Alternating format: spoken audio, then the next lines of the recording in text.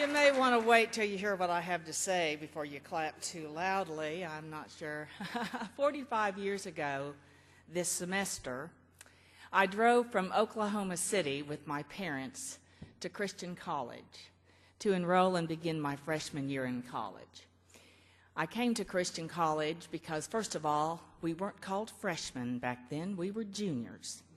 It was a 2-year women's college, as I'm sure you're aware. And I chose Christian because of several factors. My family had, my great aunt had attended here. Several of family friends had been here.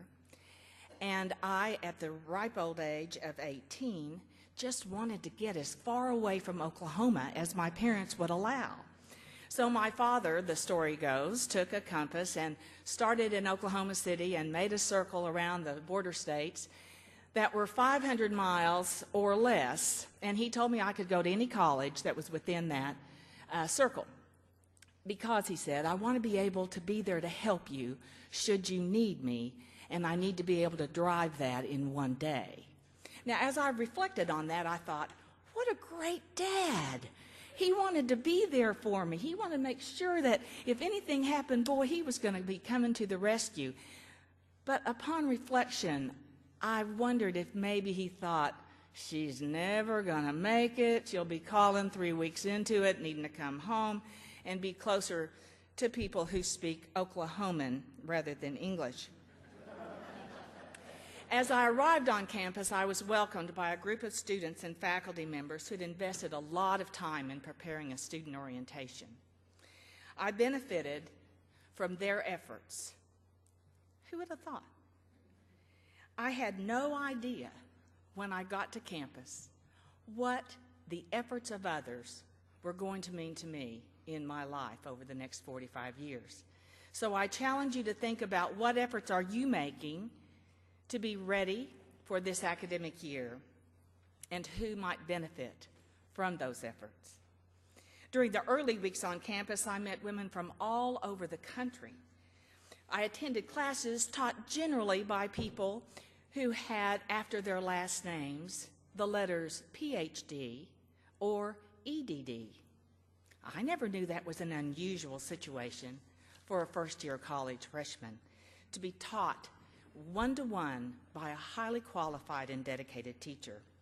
I was totally unaware when I arrived at Christian College that I would graduate in 1968 and stay in the area for several more years, finishing a BA in history and a BS in education vocal music performance at Mizzou, and then return to the campus after teaching a year or two to work in admissions and in the registrar's office.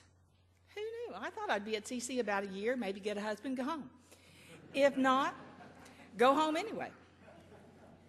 I made deep connections to this college for reasons that are still quite common among first-year college students today. And now to understand sort of the developmental issues of the 18 to 25-year-old, the traditional student, I want to give you just a 1-minute neuropsych lecture. I want you to think about your brain as a football stadium, and every ticket holder is a neuron.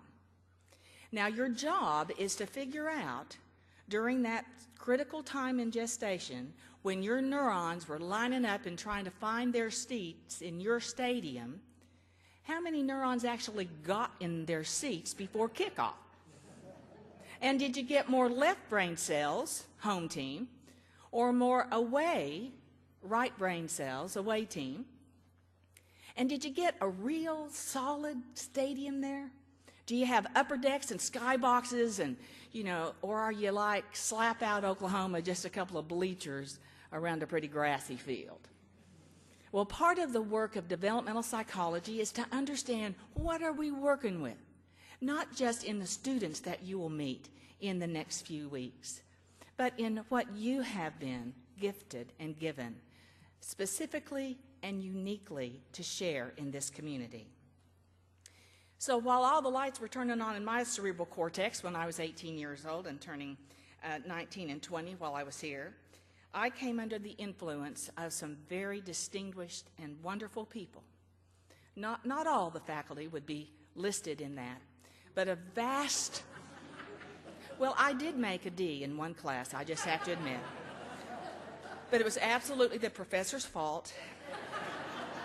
And to this day, I will go to my grave saying, I really tried. Don't you get a little E for effort? But I did find most of the administrators, staff, and faculty here to be extremely good at establishing relationship. And so they taught me some wonderful lessons. They taught me that failure is temporary. Perseverance is permanent. They taught me that fame is fleeting, but talent is permanent. They told me, Katrina, when you're trying to control for a particular outcome to get your way, that is control, not leadership. They taught me that desire and determination are often as important as intelligence.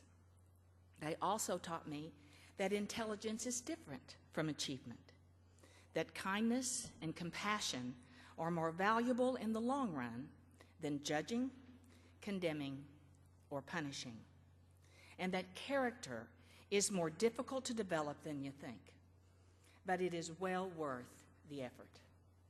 Now, the Christian college that I knew has morphed into the Columbia College that you know and serve.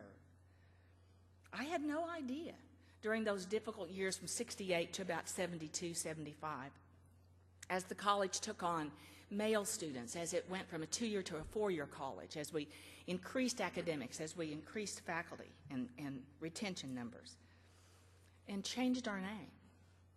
I mean, who knew that 45 years later we would be here together, embarking on another wonderful year?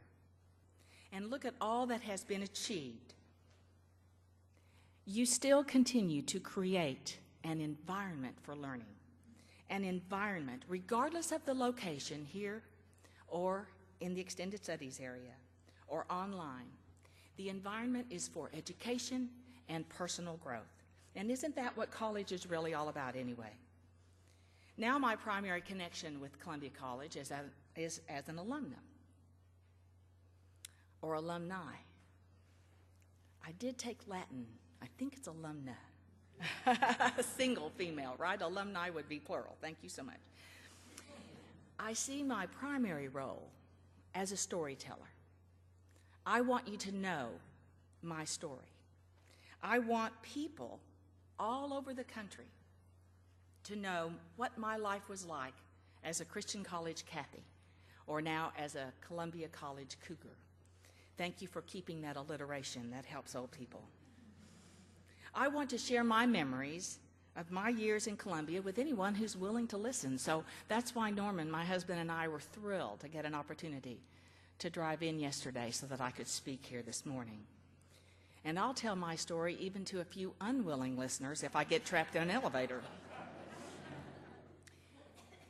I want to tell my story and share my memories so that the legacy of Christian Columbia College continues in a present and relevant form, because the shaping of young lives, the encouragement of the older adult, the community that you can create with a word, a look, a gesture, or a confrontation that is made lovingly and correctly in the face of youth and impertinence, may be of great value to the individual student whom you have not even met yet. So in a few days, new stories will begin, new memories will be made, new friendships and relationships will bud. Let me encourage you to be a positive memory maker, an encouraging storyteller, inspirational in your expectations of your students and of yourself and of your colleagues. And 45 years from today, perhaps another CC graduate will be standing before this group with a heart full of gratitude for what you've done for her. Who knows?